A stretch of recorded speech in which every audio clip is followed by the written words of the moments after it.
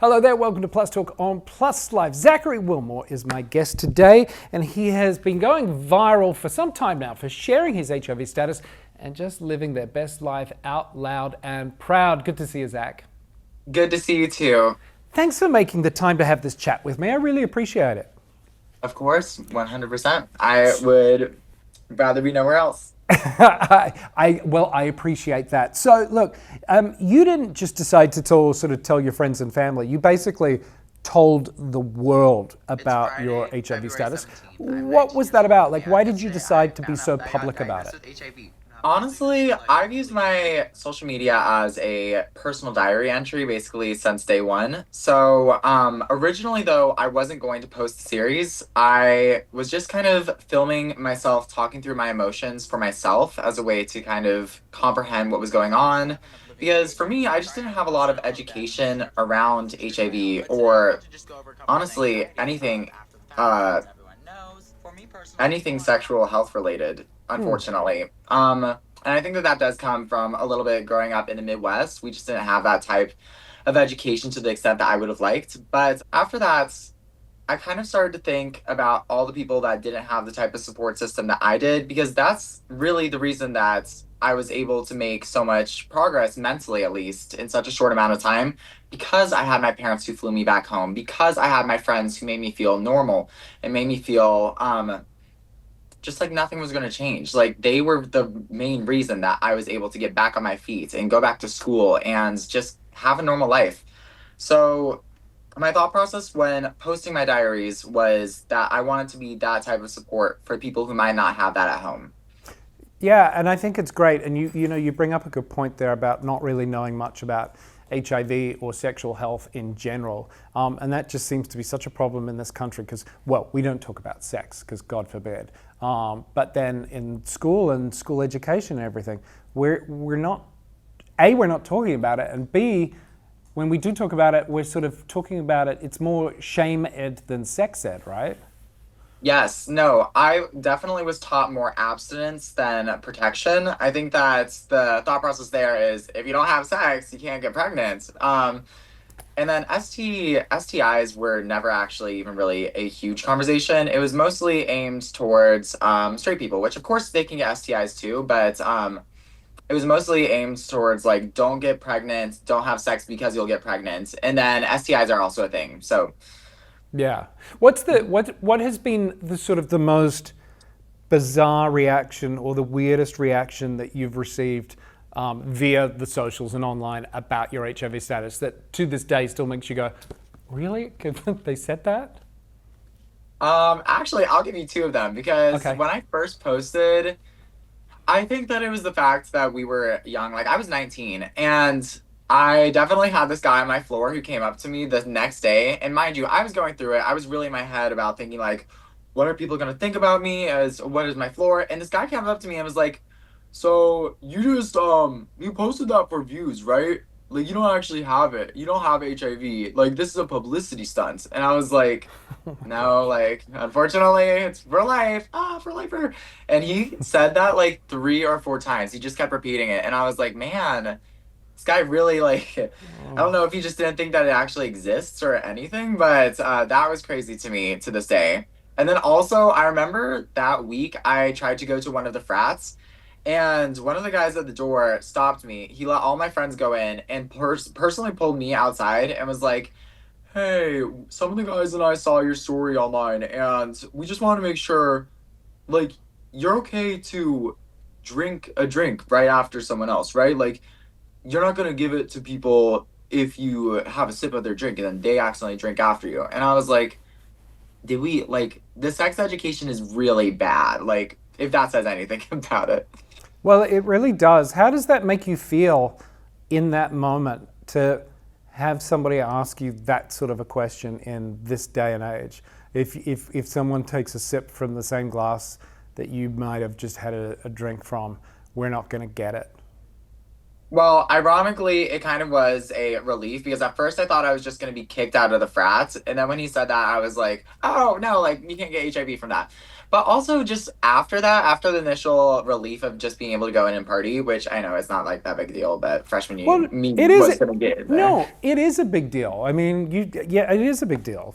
After that, I definitely started thinking about it and I was like, a little bit shocked that the sex education was that bad to the point where people thought that HIV could be spread through saliva. We really haven't had any education surrounding the subject since the 80s when people thought that it was a death sentence. And for those people who think that now is a good time to make funding cuts to HIV preventative care and HIV services in general because HIV isn't a thing anymore, I think case in point, this explains very much why those kind of cuts are not a good idea.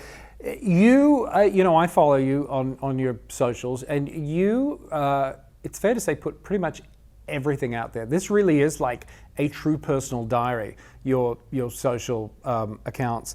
Has there ever been a post though where you've posted something and thought, oh boy, maybe I shouldn't have, or I've gone too far?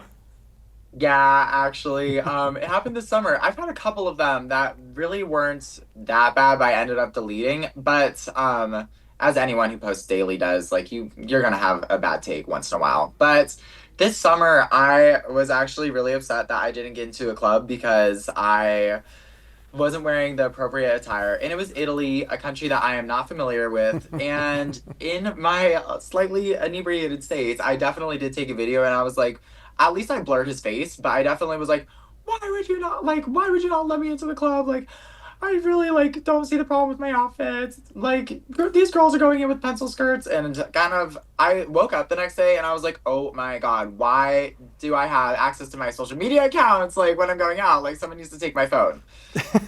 It can be a blessing and a curse. I mean, I think we've all had moments like that. What do you think? What would you say the hardest thing is about being young and living with HIV right now? And when you have those tough days, because we all do. I mean, I'm a little bit old, well, quite a bit older than you, but even I still have tough days with my HIV. How do you get through them? Um, Honestly, it's my support system. It's my friends who really get me through those tough days. And the toughest part about being young with the virus is the fact that it is with you for the rest of your life. So sometimes I won't lie, that thought of just the duration of life and how long it's with me is a little bit weighing, but I think that what really helps me get through it is my friends, but then the specific things that they tell me is that I am not any different of a person than I was before.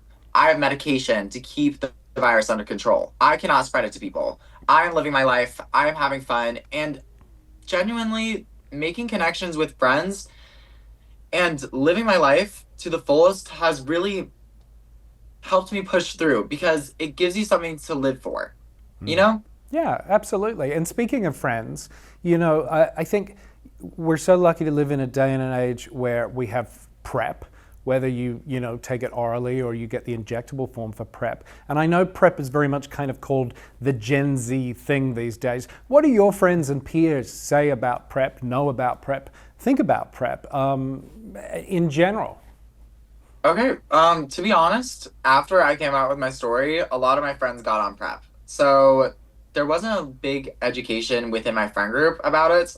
I mean, they knew of it, but it wasn't really a thought in their minds until I feel like my story made it real for a couple of them. Like, oh, like this is a real thing. If I have sex unprotected, I should really get on a medication that can prevent the spread of HIV. But I remember, I think that I was told about it once when I was living in Missouri, but they're not allowed, doctors aren't allowed to recommend it in certain states unless you fully admit that you are having unprotected sex with someone of the same gender. That was like a specification. And I thought that I was crazy because there are a lot of DL guys who are having sex with guys and probably don't have any idea about PrEP at all because Yeah. it wouldn't be brought to you or it wouldn't be suggested to you unless you're fully admitting, like basically being out of the closet, at least to your doctor about it.